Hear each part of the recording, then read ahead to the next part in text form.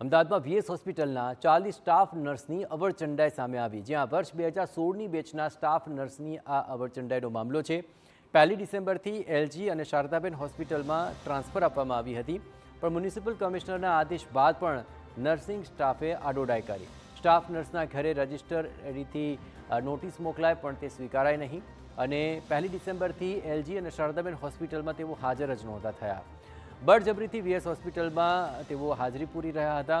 અહીં મેટ્રન પાસેથી ચોપડો છીનવી બહાર લઈ જઈ હાજરી પૂરવાની પણ ફરિયાદ નોંધાઈ છે। આપણે જણાવીએ કે એલજી અને શારદાબેન હોસ્પિટલમાં સ્ટાફ નર્સ આઉટસોર્સ કરાય છે અને વીએસ હોસ્પિટલમાં કામ ઓછું હોય સ્ટાફ નર્સ ત્યાંથી ખસવા તૈયાર નહોતી। તો વીએસ હોસ્પિટલની કેટલીક સ્ટાફ નર્સ મ્યુનિસિપલ કમિશનરના આદેશને ઘોડીને પી ગયા હોય તેવો ઘાટ સર્જાયો। અત્યારે ઉલ્લેખનીય છે કે વીએસ હોસ્પિટલમાં દર્દી ઓછા હોવાને કારણે દરેક સ્ટાફ નર્સની 3 મહિને તબક્કાવાર ટ્રાન્સફર કરવામાં આવતી।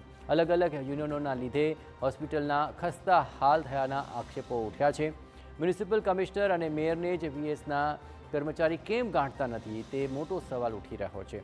બે તરફ હોસ્પિટલના સુપ્રિન્ટેન્ડન્ટ કહી રહ્યા છે કે એએમસી ઓથોરિટી નક્કી કરે તે મુજબ નિર્ણય કરાશે। નિર્ણય કર્યો તો કે રોટેશન પદ્ધતિ ચાલુ કરીએ અને 40 નર્સને મોકલવાના હતા, પણ એ લોકોનો વિરોધ આવ્યો એટલે અમે હવે મેયર મેડમ અને કમિશનર સાહેબ જોડે મળી અને વચ્ચેનો કોઈ રસ્તો શોધી રહ્યા છે કે બેઉ બાજુ આપણે તિજોરીને બહુ ફટકોઈ ના પડે અને કામ ચાલુ રહે। અને બીજી પણ કોર્પોરેશનની બધી જગ્યાઓ હોય છે, અન્ય જો જગ્યાએ જવા તૈયાર હોય તો એ રીતે કંઈક રસ્તો વિચારવાનું શોધી રહ્યા છીએ। બે તરફ બદલીના ઓર્ડરના ઉલ્લંઘન બદલ સ્ટેન્ડિંગ કમિટીના ચેરમેને કહ્યું કે સ્ટાફ નર્સના 40 કર્મચારીઓ હાજર નહીં થાય તો સસ્પેન્ડ કરવા સુધીના પગલાં લેવાશે। જગ્યા પર હાજર નહીં થાય તો એને શોક ઓફ નોટિસ આપવામાં આવશે। તદુપરાંત આપણે વાત કરીએ કે એને છેલ્લે લાસ્ટ સ્ટેજ અને ટર્મિનેટ તરીકે છેલ્લી કક્ષામાં આપણે વાત કરીએ કે સસ્પેન્શનનો હુકમ પણ આપી શકાય।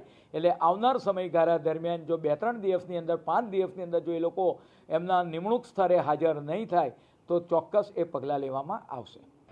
વીએસ હોસ્પિટલમાં દર્દીઓની ઓછી સંખ્યા હોવાના કારણે સ્ટાફ નર્સના કર્મચારીઓને તબક્કા મુજબ એલજી અને શારદાબેન હોસ્પિટલમાં છેલ્લા કેટલાય સમયથી ટ્રાન્સફર આપવામાં આવી રહી છે।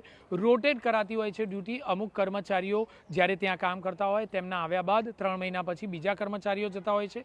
મહત્વની બાબત છે કે હવે જે કર્મચારીઓને સ્ટાફ નર્સના વ્યક્તિઓને જવાનું છે તે એક પણ વ્યક્તિ જવા માટે તૈયાર નથી। અનેક પ્રકારે મ્યુનિસિપલ કમિશનર અને મેયર દ્વારા કહેવામાં આવ્યું, પરંતુ તેમ છતાં તેમની વાત સ્ટાફ નર્સના લોકો માનવા માટે તૈયાર નથી। મહત્વની બાબત છે કે એલજી અને શારદાબેન હોસ્પિટલમાં દર્દીઓની સંખ્યા વધુ હોવાના કારણે એક તરફ આઉટસોર્સિંગથી કર્મચારીઓ લાવવા પડે છે, ત્યારે બીજી તરફ વીએસ હોસ્પિટલમાં દર્દીઓ ઓછા હોવા છતાં પણ આ જ સ્ટાફ નર્સના તમામ વ્યક્તિઓ આ જગ્યા પર કામ કરવા માટે દબાણ કરી રહ્યા છે અને કામ ન હોવા છતાં પણ હાજરી પૂરી અને મફતનો પગાર મેળવવા માટેનો પ્રયત્ન કરી રહ્યા છે।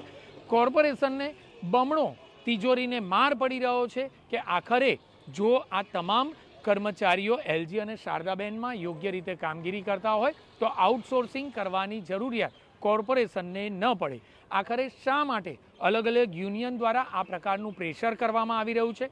શા માટે યુનિયનની દાદાગીરી સામે મેયર અને મ્યુનિસિપલ કમિશનર ઘૂંટણિયા ટેકવે છે તે બાબત એક મોટો સવાલ છે।